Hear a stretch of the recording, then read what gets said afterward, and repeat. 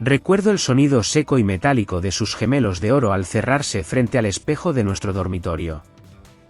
Era el sonido de un hombre que cree haber conquistado el mundo sin saber que está pisando hielo fino. Javier se ajustó el nudo de la corbata y me miró a través del reflejo. No me miró a los ojos. Miró mi vestido remendado con esa mezcla de lástima y fastidio que se había vuelto su costumbre. Me dijo en voz baja que yo era un ancla. Que él necesitaba volar alto y yo solo sabía pesar. No le respondí. No le grité que ese traje italiano. Que esos gemelos. Que incluso el futuro que él creía tener. Todo había sido pagado con mi firma. Él pensó que mi silencio era sumisión de una esposa asustada. No sabía que hay silencios que no piden perdón, sino que cierran puertas para siempre.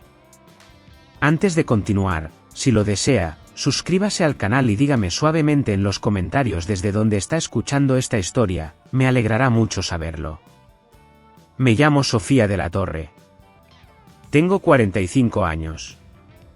Desde el amplio ventanal de mi despacho, aquí en el Paseo de la Castellana, Madrid parece una ciudad en calma. El tráfico de la tarde es solo un rumor lejano. Un susurro constante que me ayuda a pensar. Me gusta este orden. Me gusta el silencio absoluto de esta habitación. Me ha costado mucho tiempo, y muchas noches en vela, construir esta paz que ahora me rodea. Pero la memoria es traicionera.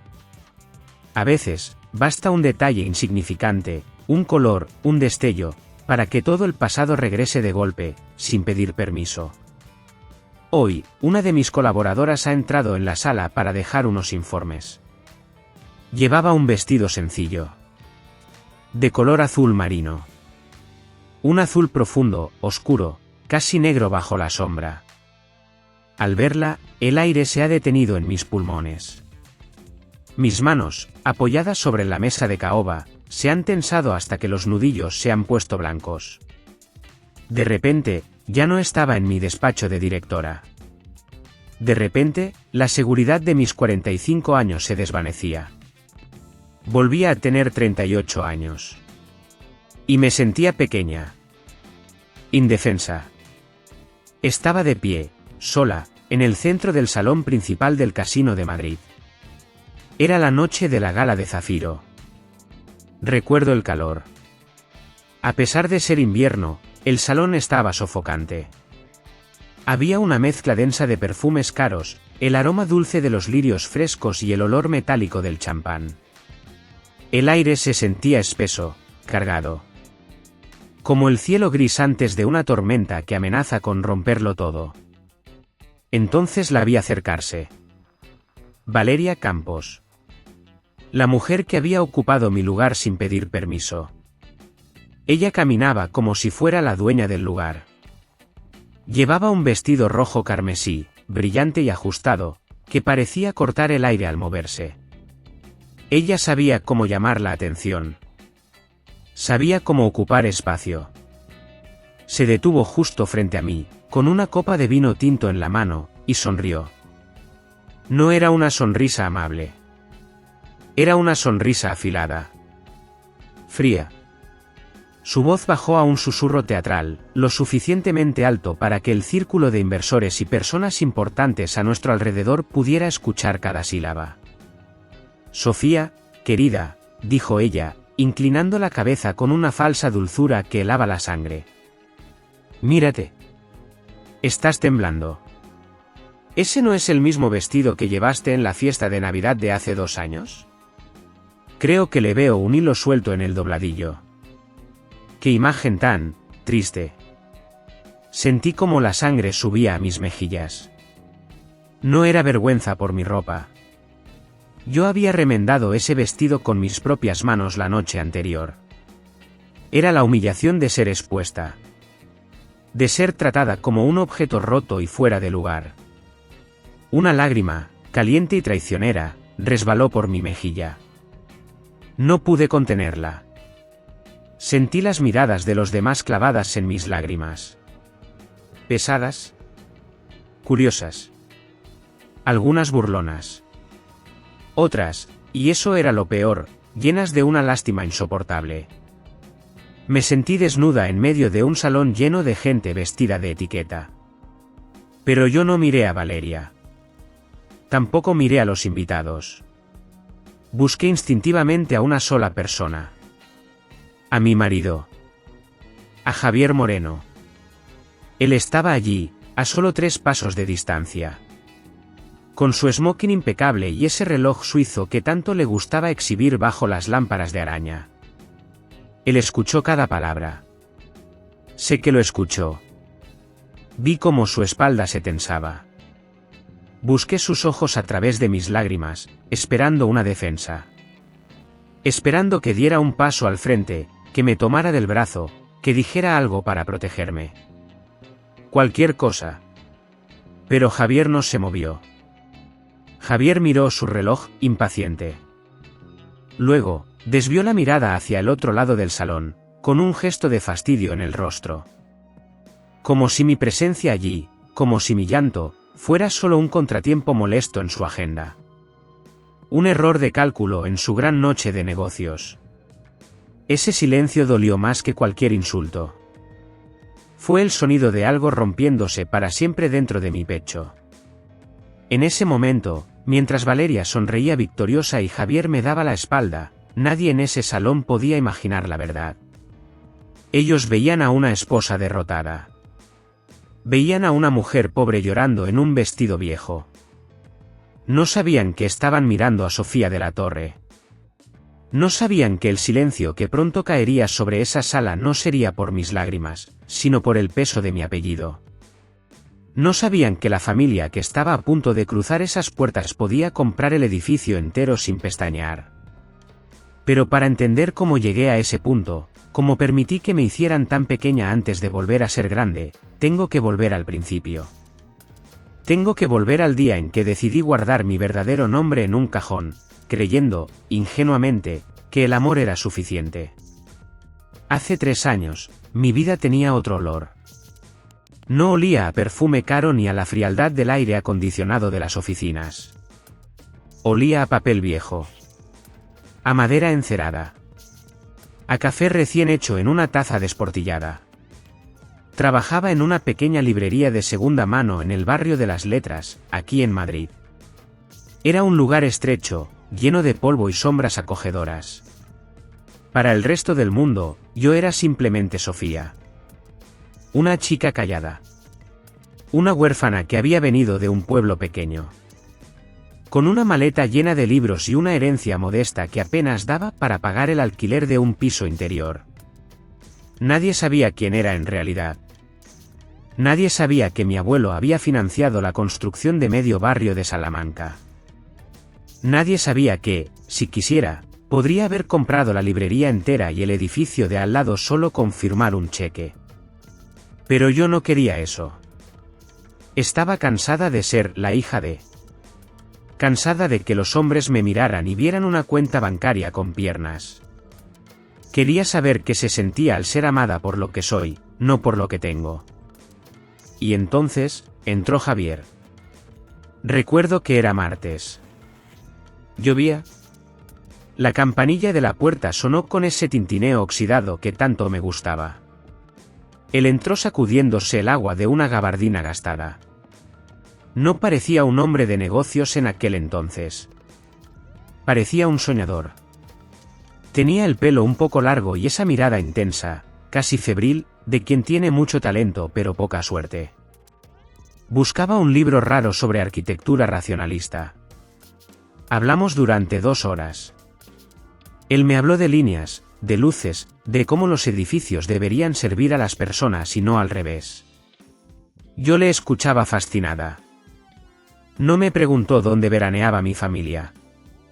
No me preguntó en qué colegio había estudiado, me preguntó qué me hacía llorar cuando leía poesía. Me enamoré de su pasión.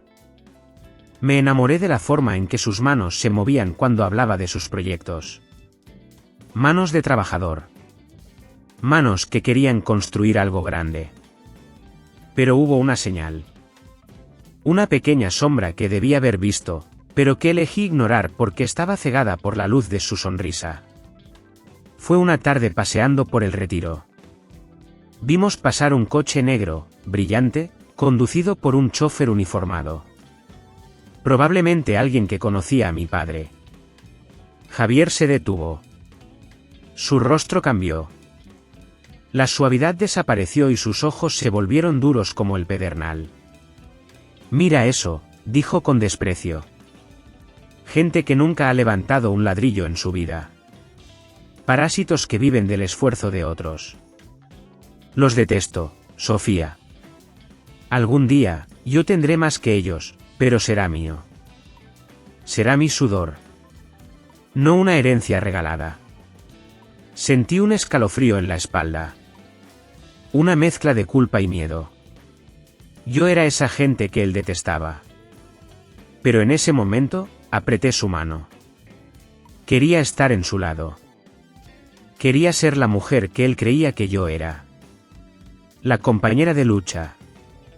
La chica sencilla que remendaba sus propios vestidos. Tienes razón, le dije en voz baja. Lo construiremos nosotros. Me creí mi propia mentira. Pensé que el amor sería suficiente para borrar mi apellido. 6 meses después, me pidió matrimonio. No hubo anillo de diamantes. No hubo una cena en un restaurante de 5 estrellas. Fue en la cocina de mi pequeño apartamento, mientras cenábamos sopa de fideos. Me dio un anillo sencillo, de plata, que había comprado con sus ahorros. Eres lo único real que tengo, Sofía, me dijo, y sus ojos brillaban con lágrimas. Contigo, siento que puedo conquistar el mundo. No necesitamos nada más. Lloré. Lloré de felicidad, sí. Pero también lloré de alivio. Creí que había pasado la prueba. Creí que había encontrado a un hombre que amaba mi alma, y no mi cartera. Acepté su anillo. Acepté su sueño. Y, sin saberlo, sellé mi destino. No sabía entonces que la ambición de Javier era un pozo sin fondo. No sabía que mi mentira piadosa, nacida del deseo de protección, se convertiría en la trampa que acabaría asfixiándonos a los dos. Esa noche, en esa cocina humilde, fui feliz. Ingenuamente feliz. Si pudiera volver atrás y susurrarle algo a esa chica de la librería, le diría que tuviera cuidado. Le diría que hay sueños que, cuando se cumplen, se convierten en pesadillas.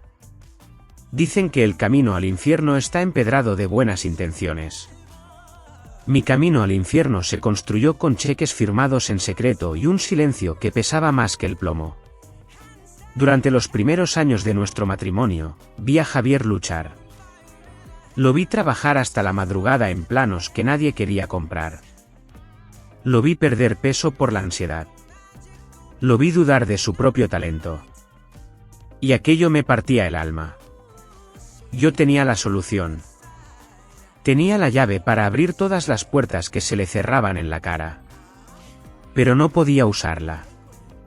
No podía decirle que su esposa, la chica sencilla de la librería, tenía una fortuna que podía comprar la empresa que lo rechazaba. Él me había dicho que odiaba a los ricos herederos. Si le daba el dinero, destruiría su orgullo. Si no se lo daba, destruiría sus sueños. Así que elegí mentir. Otra vez. Llamé al señor Alejandro Roca, el abogado de mi familia. Él me escuchó con esa paciencia infinita que siempre ha tenido conmigo. Creamos un fondo de inversión anónimo. Lo llamamos Fondo Aurora. Un nombre poético para una mentira financiera. A través de Alejandro, empecé a inyectar capital en la empresa de Javier. 50.000 euros para empezar. 100.000 euros después. Javier llegaba a casa eufórico. Me contaba que un inversor visionario había visto su potencial. Me decía que por fin alguien valoraba su genio. Yo sonreía, le servía la cena y celebraba con él. Pero por dentro, sentía un frío extraño. Porque no estaba celebrando su éxito. Estaba celebrando mi propia capacidad para engañarlo. Con el dinero, Javier cambió. No fue de la noche a la mañana. Fue lento. Como la humedad que se filtra en las paredes. Primero fueron los trajes a medida. Luego, el reloj caro. Después, la forma de hablar. Empezó a usar palabras como sinergia, estatus, posicionamiento. Y empezó a mirarme diferente. Ya no me miraba con admiración. Me miraba con crítica. Sofía, me decía mientras se ajustaba la corbata frente al espejo, deberías comprar ropa nueva. Esa chaqueta parece vieja. Mis socios van a pensar que no nos va bien. Sofía, no hables de libros en la cena de esta noche. Habla de cosas actuales. De la bolsa. De viajes. Yo bajaba la cabeza y asentía. ¿Cómo podía defenderme? Yo misma le había dado los zapatos con los que ahora me pisaba. Entonces llegó ella. Valeria Campos. Javier la contrató como directora de Relaciones Públicas. Dijo que necesitaban una imagen fresca. Una imagen de éxito. Valeria era todo lo que yo no era. Ruidosa. Brillante. Y completamente falsa. Desde el primer día supe que ella no estaba allí por el trabajo. Lo vi en cómo tocaba el brazo de Javier cuando le explicaba un informe. Lo vi en cómo se reía de sus chistes sin gracia. Pero yo era la esposa invisible. La esposa que no entendía de negocios. Si decía algo, parecería una mujer celosa e insegura. Así que callé. El momento más doloroso no fue la gala.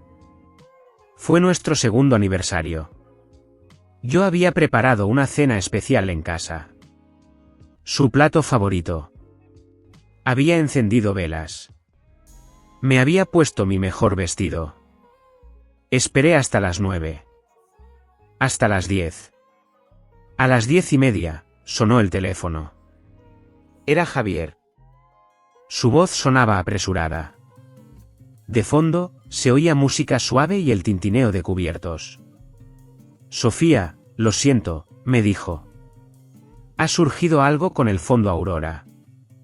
Tengo que reunirme con un representante clave. Es vital para la empresa. No me esperes despierta. Colgó antes de que pudiera decirle te quiero. Yo me quedé mirando el teléfono. Sabía que era mentira. El único representante del Fondo Aurora era el señor Roca, y él estaba cenando con su esposa en ese momento. Javier no estaba con ningún inversor.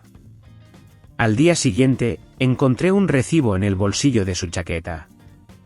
Una cena para dos en un restaurante de moda. Champán francés. Y ostras. No dije nada. Lavé su chaqueta, planché su camisa y me tragué las lágrimas junto con el café de la mañana. A menudo me pregunto, mientras miro la lluvia caer tras mi ventana, si el error fue mío. Me pregunto si el deseo de proteger el orgullo de un hombre justifica sacrificar la verdad en un matrimonio. Si ustedes estuvieran en mi lugar, si vieran a la persona que aman sufrir por no alcanzar sus sueños, ¿qué habrían hecho? ¿Habrían elegido la verdad, aunque eso significara romper su corazón, o habrían elegido el silencio, como hice yo? Me gustaría mucho leer lo que piensan y sentir que no estoy tan sola en esta duda. Los días previos a la gala de Zafiro, nuestra casa dejó de ser un hogar. Se convirtió en una trinchera silenciosa. Javier caminaba por el salón como un animal enjaulado. Sus pasos resonaban en el parqué con un ritmo nervioso, incesante. Hablaba solo. Repetía cifras de memoria. Ensayaba discursos frente al espejo del recibidor. Necesito que esta noche sea perfecta, Sofía, me decía sin mirarme a los ojos, mientras revisaba frenéticamente su teléfono. Los representantes del Fondo Aurora estarán allí. Tengo que convencerlos para la segunda ronda de financiación. Si consigo esos 2 millones de euros, seremos intocables. Yo lo escuchaba desde el sofá, con un libro abierto que no leía. Sentía una mezcla de lástima y náuseas. Él no lo sabía. No sabía que el gran inversor al que tanto temía, al que tanto quería impresionar, estaba sentado justo detrás de él, remendando un calcetín. No sabía que su destino no dependía de un consejo de administración sin rostro, sino de la mujer a la que ya ni siquiera saludaba por las mañanas. La noche de la gala, tomé una decisión. Subí a mi habitación y abrí el armario. Mis dedos pasaron por encima de vestidos de seda nuevos, prendas caras que había comprado para intentar encajar en su nuevo mundo. Pero mi mano se detuvo en una tela conocida. El vestido azul marino. Era sencillo. Vintage. Lo había comprado en un mercadillo años atrás. Pero era el vestido que llevaba puesto la primera vez que Javier me dijo que me amaba. Recuerdo sus palabras exactas. Me dijo que, con ese vestido, parecía un misterio que él quería resolver. Me lo puse. Me miré al espejo. No vi a una mujer pobre. Vi a Sofía. Vi a la mujer que había creído en él cuando nadie más lo hacía. Fue mi última prueba. Si él me miraba y sonreía, si recordaba quiénes éramos, yo detendría todo.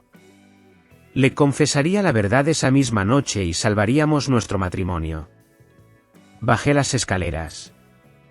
Javier me esperaba en el vestíbulo, ajustándose los gemelos de oro. Al verme, su rostro se desfiguró en una mueca de desprecio. ¿Vas a ponerte eso?, preguntó, y su voz estaba cargada de veneno. Por Dios, Sofía. Pareces una bibliotecaria de pueblo.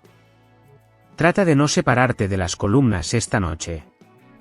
No quiero que los inversores piensen que me va mal. El corazón se me heló en el pecho. La prueba había terminado. Y él había fallado. Pedí un momento para ir al baño. Necesitaba aire. Me encerré y me apoyé contra la puerta fría. Me temblaban las manos, no de miedo, sino de una certeza dolorosa.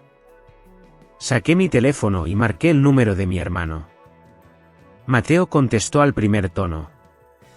Su voz era grave, tranquila. La voz de la seguridad. ¿Sofía?, preguntó. Soy yo, dije. Mi voz sonó extraña, lejana. Creo que tenías razón. Creo que todo esto ha sido un error. Hubo un silencio al otro lado de la línea. Un silencio respetuoso. Mateo no dijo te lo dije. No me reprochó nada. Solo recuerda quién eres, Sofía, dijo él con suavidad. Recuerda de dónde vienes. Si necesitas salir de ahí, solo dilo. Raúl y el señor Roca tienen los papeles preparados. Estamos a una llamada de distancia. Colgué.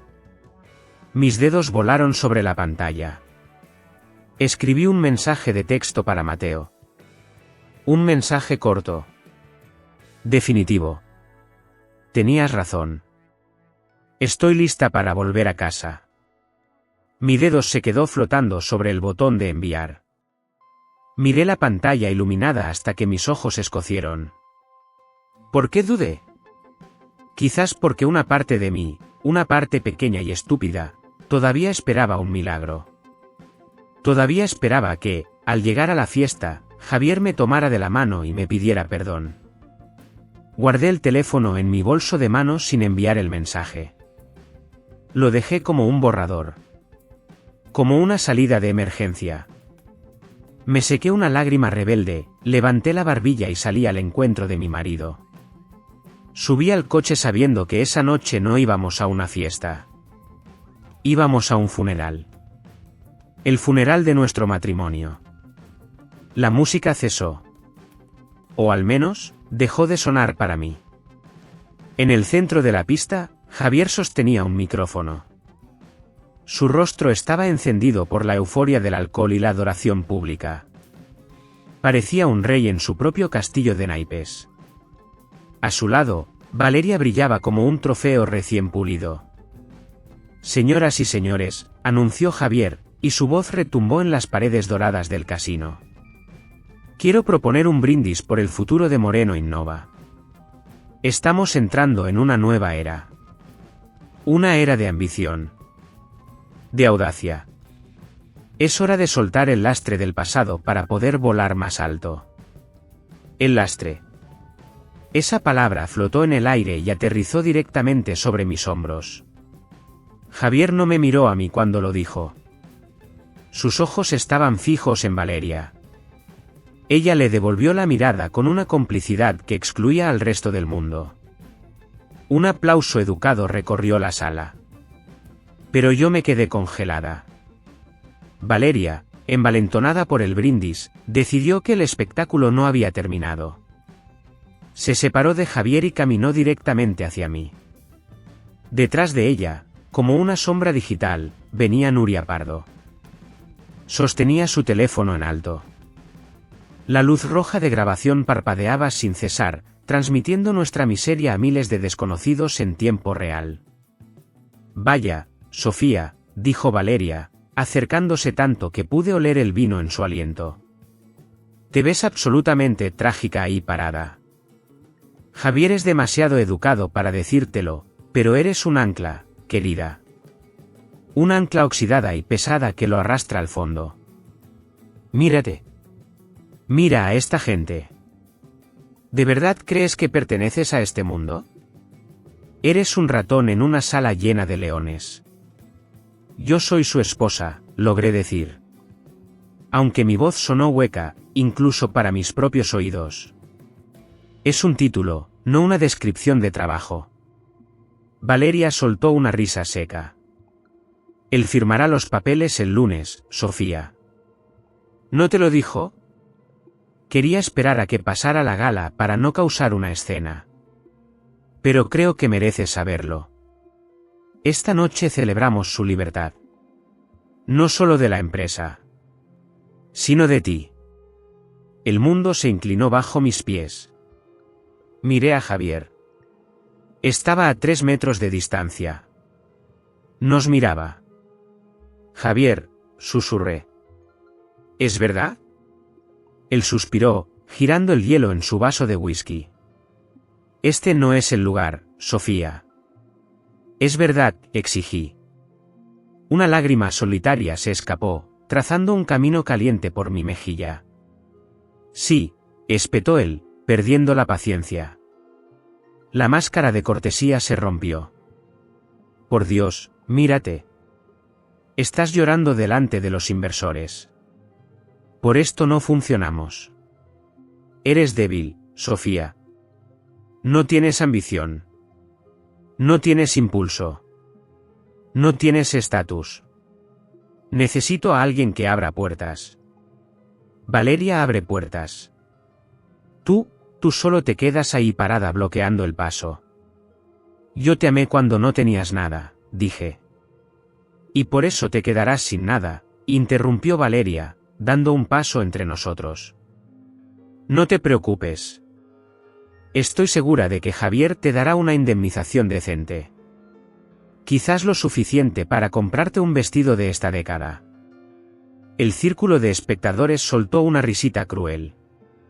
Me quedé allí parada. Sentí como me despojaban de todo. Mi corazón fue excavado y exhibido para su diversión. El hombre al que adoraba me había vendido por la oportunidad de sentarse en la mesa de los niños populares. Por favor, dije. Una última súplica al hombre con el que me casé. Vámonos a casa y hablemos. Vete a casa tú, Sofía, dijo Javier con frialdad, dándome la espalda. Tengo invitados que entretener. Raúl te llamará un taxi. Raúl. Ese nombre no activó el recuerdo del conductor contratado por Javier. Activó el nombre del hombre que me había llevado al colegio cuando mi padre estaba demasiado ocupado construyendo un imperio. Miré la espalda de Javier. Miré la sonrisa triunfante de Valeria.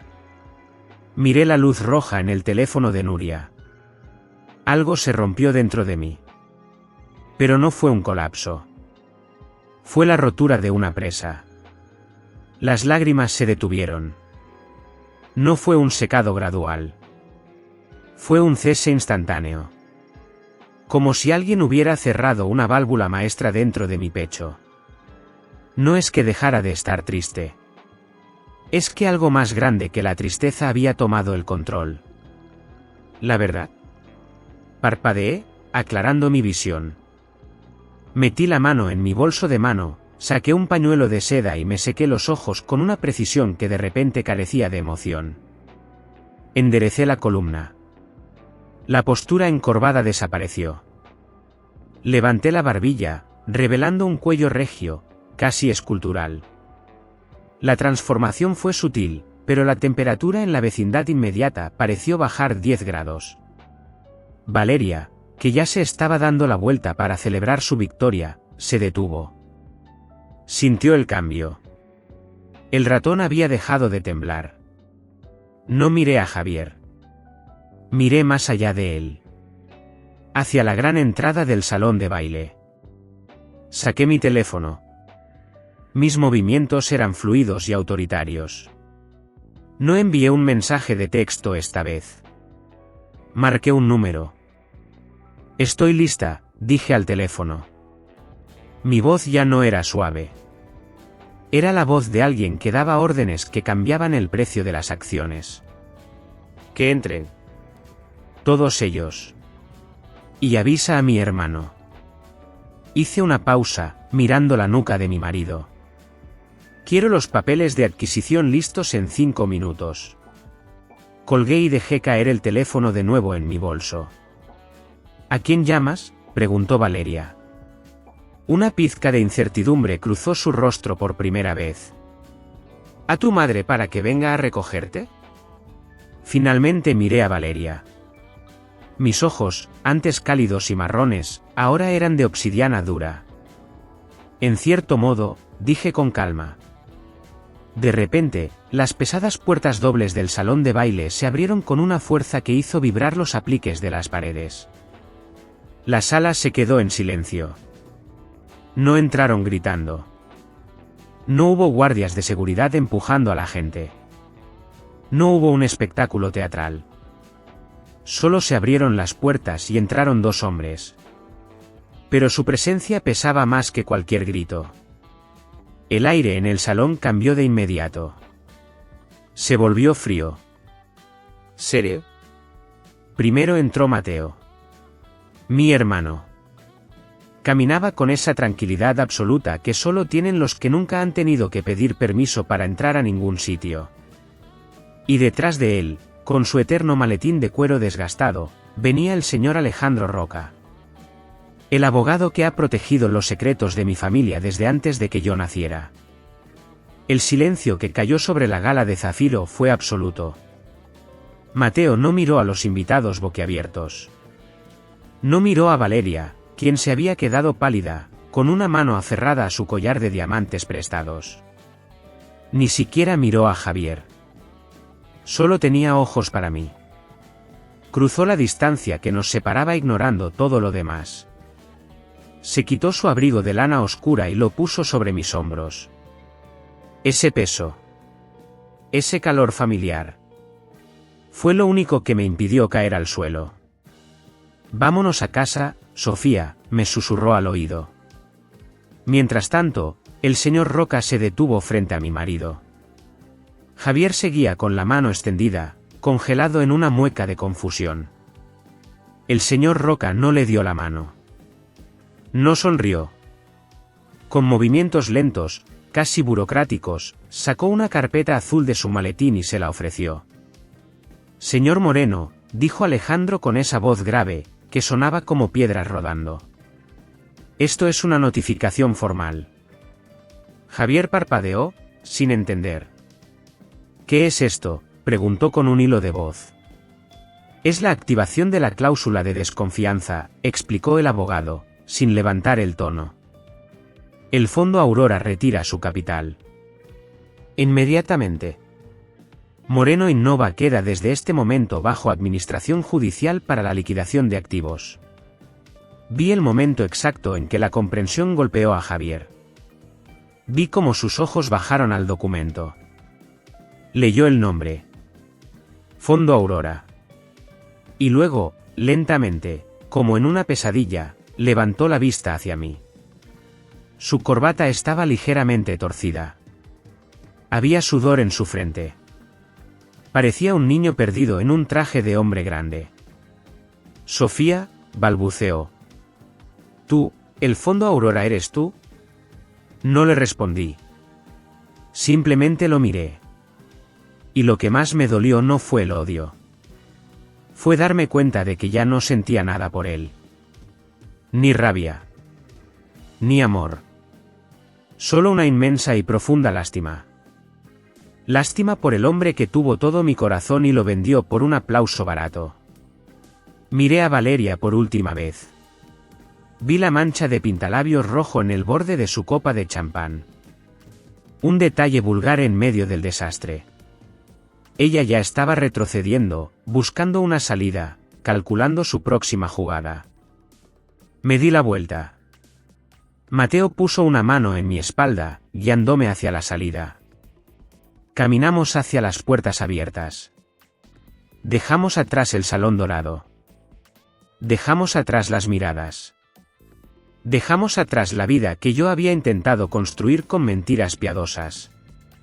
Justo antes de cruzar el umbral, escuché un sonido a mis espaldas. El sonido de un cristal rompiéndose contra el suelo de mármol. No me giré para ver qué era. Ese sonido agudo y frágil resonó en mis oídos. Sonó exactamente igual a como se rompió mi corazón hace años. Pero esta vez, por fin, yo no era la que estaba sangrando. Regresar a la moraleja esa noche fue como entrar en un museo después de que todos los visitantes se han ido. El coche se detuvo frente a la verja de hierro forjado. Las luces de la fachada se encendieron automáticamente. Iluminaban la piedra antigua. Los jardines perfectamente cuidados. Todo estaba exactamente igual que en mis recuerdos. Y sin embargo, todo se sentía completamente ajeno. Entré en la casa. El recibidor era enorme. Mis tacones resonaban contra el suelo de mármol con un eco solitario. Tac, tac, tac. Un sonido frío que me recordaba que estaba sola. No encendí las luces principales. Preferí caminar en la penumbra. Subí a mi antigua habitación. La habitación que había dejado 3 años atrás, llena de ilusiones y con una maleta barata en la mano. Me senté en el borde de la cama. Las sábanas olían a lavanda y a tiempo detenido. Sobre el escritorio, encontré una caja de zapatos. Una caja vieja, de cartón desgastado, que yo había escondido allí en una de mis visitas fugaces. La abrí. Dentro no había joyas. No había acciones de bolsa. Había fotos. Fotos borrosas tomadas con un teléfono barato. Fotos de Javier y yo comiendo bocadillos en un parque. Fotos de nosotros pintando las paredes de nuestro primer apartamento alquilado, con manchas de pintura blanca en la nariz y riendo a carcajadas. Saqué una foto en particular. Era de nuestro primer viaje a la sierra. Yo llevaba un abrigo de segunda mano y el pelo revuelto por el viento. Javier me abrazaba por la espalda, mirándome como si yo fuera lo más valioso del mundo. Miré a esa chica de la foto. A esa Sofía. Parecía tan ligera. Tan libre. Tan esperanzada. Sentí una opresión en el pecho. No eran ganas de llorar. Era algo más profundo. Era un duelo. Esa noche, en la gala, no solo había perdido a un marido. Me di cuenta, con una claridad dolorosa, de que también había perdido a esa chica de la foto. Había tenido que matarla. Había tenido que sacrificar su inocencia y su fe ciega para poder sobrevivir. La Sofía que creía que el amor lo podía todo ya no existía. Y esa pérdida me dolía más que cualquier traición. La puerta de la habitación se abrió suavemente. Era Mateo. Traía 2 tazas de té humeante en las manos. No encendió la luz. Simplemente entró y se sentó en el sillón de lectura, cerca de mí. El silencio entre nosotros no era incómodo. Era un refugio. Mateo siempre ha sabido que, a veces, las palabras sobran. Dejó el té sobre la mesita y me miró. En sus ojos no había reproche. No había ese brillo de te lo dije que tanto temía. Solo había una calma infinita. Ahora puedes ser quien tú quieras, Sofía, dijo en voz baja. Incluso si, por ahora, solo quieres sentarte aquí y no ser nadie. No tienes que demostrar nada. Ya no tienes que esconderte. Tomé la taza. El calor de la cerámica me reconfortó las manos frías. Me di cuenta de que había pasado 3 años actuando. 3 años midiendo cada palabra. Cada gesto. 3 años intentando hacerme pequeña para que otro se sintiera grande. Y ahora, en esta habitación inmensa y vacía, por fin podía soltar el aire. Pero el alivio venía mezclado con una soledad inmensa. La verdad libera, sí. Pero la verdad también te deja a la intemperie, sin el abrigo de las ilusiones. El camino del dolor es solitario. A veces, el silencio de una casa grande puede ser ensordecedor y la mente nos juega malas pasadas, haciéndonos creer que a nadie le importa nuestra historia. Por eso, quiero pedirles un pequeño favor. Si todavía están ahí, escuchando mi voz y acompañándome en esta noche oscura, por favor, escriban el número 1 en los comentarios. Solo eso. Un número 1. Para saber que no estoy hablando sola en la oscuridad. Su presencia silenciosa es el único abrazo que necesito para tener fuerzas y contarles el final de esta historia. Han pasado 6 meses desde que las puertas de aquella gala se cerraron a mis espaldas. 6 meses en los que el invierno dio paso a una primavera tímida en Madrid. La gente suele pensar que, después de un evento tan dramático, una se convierte en una especie de tiburón de los negocios. Esperaban que yo tomara el control de la empresa de Javier, que la destruyera o la absorbiera. Mi hermano Mateo me ofreció hacerlo. Pero dije que no. No me interesa construir imperios de cristal. No necesito demostrar mi poder moviendo cifras en una pantalla. En lugar de eso, volví a lo que siempre me hizo sentir viva. Creé una pequeña fundación. Un proyecto discreto para apoyar a los artesanos de los pueblos olvidados de España. Alfareros. Tejedores. Gente que trabaja con las manos y con paciencia. Gente que entiende que las cosas valiosas tardan tiempo en hacerse y no necesitan brillar para ser hermosas. No busco salir en las revistas. Solo busco la tranquilidad de saber que estoy construyendo algo real. Sin embargo, el destino tiene un sentido del humor extraño. A veces, nos obliga a mirar atrás una última vez antes de dejarnos avanzar del todo. Ocurrió la semana pasada. Fui a unos grandes almacenes en el centro, a la sección de hogar. Necesitaba una cafetera nueva. Algo sencillo.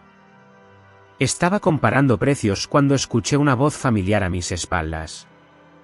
¿Puedo ayudarla con algo, señora? Me giré. Y el mundo se detuvo por un segundo. Era Javier. Llevaba un uniforme verde. Un chaleco con el logotipo de la tienda. En la solapa, una pequeña placa de plástico decía simplemente su nombre. Javier. Sin apellidos. Sin cargo de director ejecutivo. Estaba más delgado. Las canas, que antes se teñía meticulosamente, ahora poblaban sus sienes sin control. Había perdido esa postura arrogante, esa forma de caminar como si el suelo le debiera un favor. Ahora tenía los hombros caídos. Parecía cansado. Parecía un hombre común. Sofía, susurró. Y en su voz escuché el eco de una vergüenza profunda. Hola, Javier, dije. Mi voz salió tranquila. Me sorprendió no sentir rabia. No sentí el impulso de gritarle, ni tampoco el deseo de huir. Solo sentí una extraña calma. Él miró mis zapatos. Luego mi bolso. Como si buscara en mi ropa las señales de la riqueza que le había ocultado. «Te ves bien», dijo, jugueteando nerviosamente con un bolígrafo. «He visto en las noticias lo de tu fundación. Es muy propio de ti». «Gracias», respondí. Hubo un silencio incómodo. El hilo musical de la tienda sonaba lejano. «¿Por qué no me lo dijiste?», preguntó de repente. Su voz se quebró un poco. «Si hubiera sabido quién eras. Si hubiera sabido que eras una de la torre, todo habría sido diferente. Podríamos haber sido imparables». Suspiré. Ahí estaba. Incluso ahora, derrotado y con un chaleco de empleado, seguía sin entenderlo. «Ese es exactamente el problema, Javier», le dije suavemente. «¿Qué habría sido diferente? Y yo no quería que me amaras por mi apellido. Quería que me amaras a mí. Esperaba que eso fuera suficiente». Él bajó la vista. «Lo siento», murmuró. «Sofía, yo te echo de menos. ¿Crees que algún día?» Negué con la cabeza antes de que pudiera terminar la frase. «No, Javier». «Pero...». «El hombre al que amé ya no existe», le dije, mirándolo a los ojos por última vez.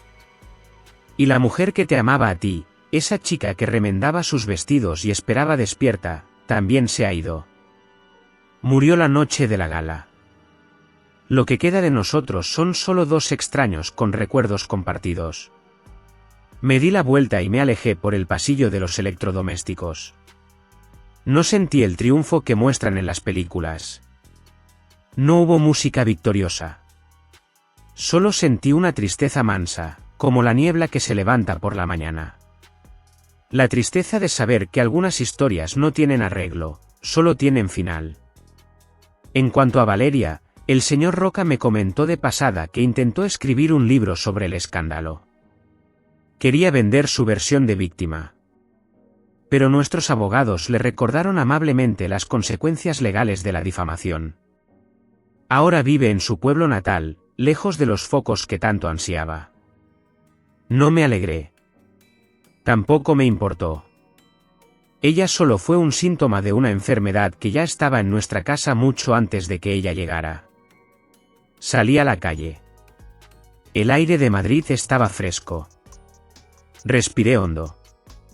Por primera vez en 3 años, el aire no me pesaba en los pulmones. Estaba sola, sí. Pero era una soledad limpia. Una soledad que yo había elegido. Hace un año que dejé atrás el ruido de Madrid. Hace un año que cambié el asfalto gris y los edificios altos por este horizonte interminable. Ahora estoy aquí. En la estancia de mi familia, en el corazón de Argentina. Aquí, la tierra tiene un color rojizo y el cielo parece mucho más grande, como si quisiera abrazarnos y aplastarnos al mismo tiempo con su inmensidad. Camino despacio por el jardín de invierno. Es el jardín que mi madre plantó hace décadas. Ella amaba este lugar. No le gustaban los jardines perfectos, esos que parecen dibujados con regla y compás. A ella le gustaba lo salvaje. Le gustaba que las plantas crecieran a su ritmo, buscando su propio espacio. Me detengo frente a un rosal antiguo. Sus ramas son gruesas, retorcidas por los años, llenas de espinas duras. Pero en la punta, desafiando al viento del sur, hay una rosa blanca. Pequeña. Imperfecta. Y, sin embargo, de una belleza que te obliga a guardar silencio. Durante los primeros meses después de mi regreso, venía aquí a llorar. Lloraba por la injusticia. Lloraba porque me sentía una víctima. Repasaba una y otra vez la escena de la gala, las palabras crueles de Valeria, la espalda fría de Javier. Alimentaba mi dolor con rabia, pensando en lo mucho que ellos me habían quitado. Pero el tiempo en el campo es diferente. El tiempo aquí no corre. El tiempo aquí se filtra en los huesos. Y el silencio de estas tardes eternas te obliga a escuchar verdades que el ruido de la ciudad te permite ignorar. Hoy, mientras acaricio los pétalos de esta rosa, me doy cuenta de algo que me ha costado mucho admitir. La culpa no fue solo de Javier. Es difícil decir esto en voz alta. El ego quiere que seamos los héroes de nuestra propia historia. Quiere que seamos los buenos, los inocentes que fueron traicionados por los lobos. Pero la vida real no es un cuento de hadas con villanos y princesas. Yo mentí. Esa es la verdad desnuda. Yo construí una mentira monumental. Durante 3 años, me desperté cada mañana y me puse una máscara. Fingí ser alguien que no era. Fingí preocupaciones que no tenía. Oculté una parte fundamental de mi identidad, como quien esconde un arma cargada debajo de la almohada. Me dije a mí misma que lo hacía por protección. Me dije que era necesario para encontrar un amor puro. Me dije que el dinero de mi familia era una maldición que atraía a los interesados, y que mi mentira era el único escudo posible. Pero, ¿era justo? ¿Era justo someter a Javier a una prueba que él no sabía que estaba pasando? Era justo examinar cada uno de sus gestos, cada una de sus palabras, buscando señales de avaricia, mientras yo tenía la llave para aliviar todas sus angustias y decidí no usarla. Javier se enamoró de una ilusión. Se enamoró de la chica de la librería. De la chica que contaba las monedas para pagar el café. Y cuando la presión de la vida real, la presión de las facturas y la ambición lo golpeó, esa chica no pudo darle lo que él necesitaba. O al menos, eso es lo que él creía. Yo tenía el poder de cambiar nuestra historia con una sola frase. Y elegí el silencio. Mi madre solía decirme algo cuando trabajábamos juntas en este mismo jardín. Ella decía que hay plantas que necesitan sombra para no quemarse, pero que ninguna flor puede vivir eternamente en la oscuridad. Tarde o temprano, necesitan la verdad del sol. Si las mantienes escondidas demasiado tiempo, sus raíces se pudren. Yo intenté mantener nuestro matrimonio en la sombra. Pensé que la sombra lo protegería. Pensé que, si ocultaba el brillo del oro, crecería algo más auténtico. Pero me equivoqué. Las cosas que crecen en la oscuridad suelen ser débiles, pálidas y fáciles de romper. Mi mentira fue un veneno lento. Un veneno dulce, pero veneno al fin y al cabo. Y Javier, con todas sus debilidades, con toda su vanidad y su falta de carácter, también fue una víctima de mi miedo. ¿Miedo? Esa fue la verdadera razón. No fue prudencia. No fue humildad. Fue miedo. Tenía un miedo aterrador a que no me quisieran por mí misma. Y ese miedo creó la profecía autocumplida. Por miedo a que me quisieran por mi dinero, creé una situación donde el dinero se convirtió en lo único que importaba por su ausencia. A veces, en las noches de tormenta, cuando el viento golpea los postigos de mi habitación, me asaltan las preguntas. Los famosos y sí. ¿Y si le hubiera dicho la verdad desde la primera cita? ¿Y si le hubiera dicho, me llamo Sofía de la Torre y mi familia tiene un imperio, pero yo solo quiero que me quieras a mí? Quizás él se habría sentido seguro. Quizás no habría sentido esa necesidad desesperada de demostrar su valía ante el mundo, porque habría tenido mi apoyo real, no mi apoyo fingido. Quizás habríamos sido un equipo poderoso. O quizás no. Quizás él habría visto los signos de euro en mis ojos y se habría convertido en el mismo hombre codicioso, solo que 3 años antes. Nunca lo sabré. Esa es la carga que tengo que llevar. La incertidumbre. Pero hoy, bajo este cielo inmenso de Argentina, decido soltar esa carga. No necesito respuestas para todo. No necesito saber qué hubiera pasado en otra vida. Solo tengo esta vida. La de ahora. Ya no siento rencor hacia Javier. Espero que él encuentre su propio camino, lejos de la necesidad de aparentar. Y sobre todo, ya no siento rencor hacia mí misma. Me perdono por haber tenido miedo. Me perdono por haber querido ser amada de la forma equivocada. Arranco una hoja seca del rosal y la dejo caer al suelo. El viento la arrastra lejos, hacia los campos de trigo. Así dejo ir yo también a la chica de la librería. Ella hizo lo mejor que pudo con lo que sabía entonces. Pero ella ya no está aquí. Ahora solo queda Sofía. Sofía, la que tiene cicatrices. Sofía, la que cometió errores. Sofía, la que ha aprendido que la verdad, por dolorosa que sea, es la única tierra fértil donde puede crecer algo que valga la pena. El sol comienza a bajar en el horizonte, tiñendo las nubes de violeta y oro. Es hora de volver a casa. Mañana tengo una reunión con los capataces de la estancia. Hay mucho trabajo por hacer. Y por primera vez en mucho tiempo, tengo ganas de hacerlo. Tengo ganas de vivir mi vida, con mi nombre, con mi historia, y con toda la luz que eso conlleva. Estoy de vuelta en Madrid. La sala de juntas de la Fundación de la Torre está en silencio. Es un silencio muy diferente al de aquella noche en la gala. No es un silencio tenso ni cargado de miedo. Es un silencio de respeto. De trabajo bien hecho. Estoy sentada en la cabecera de la mesa. Durante años, esta silla permaneció vacía. Era la silla de mi padre.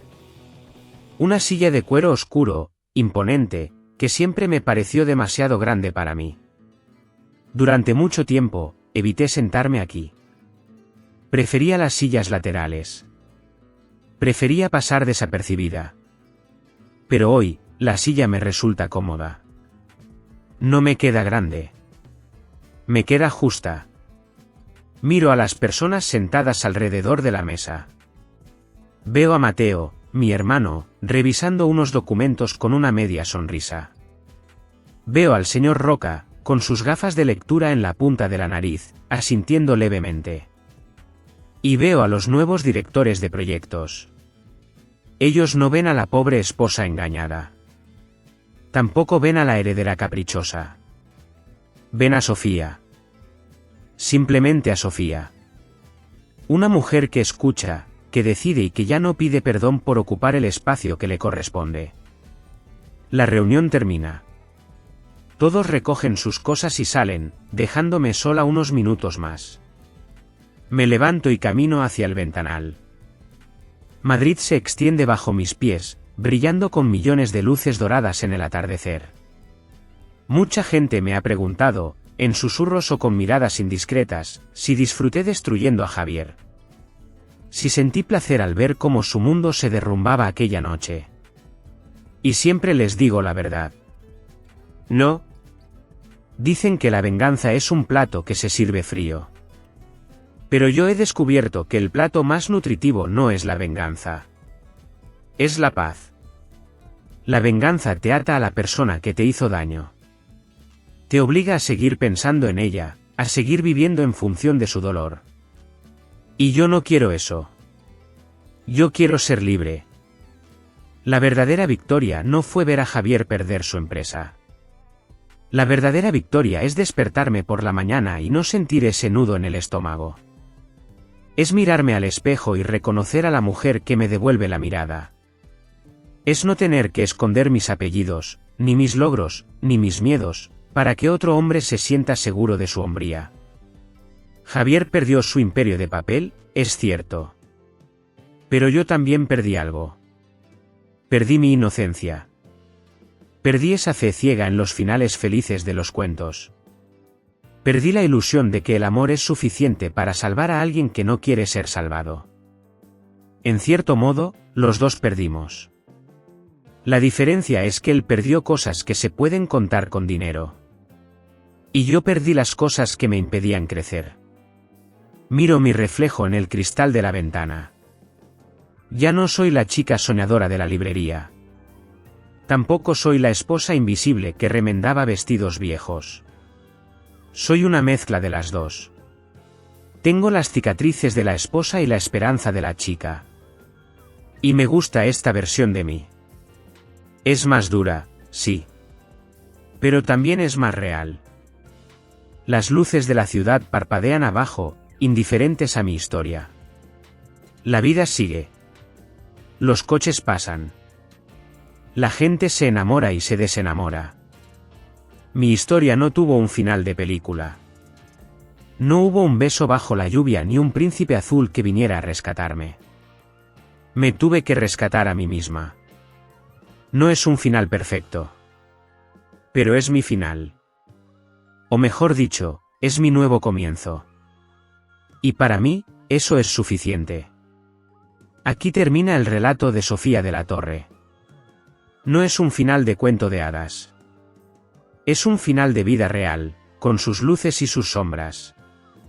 A menudo, me pregunto si hice lo correcto al callar durante tanto tiempo. Me pregunto si el amor justifica el engaño, o si la verdad, por dolorosa que sea, es siempre el único camino posible. No tengo la respuesta absoluta.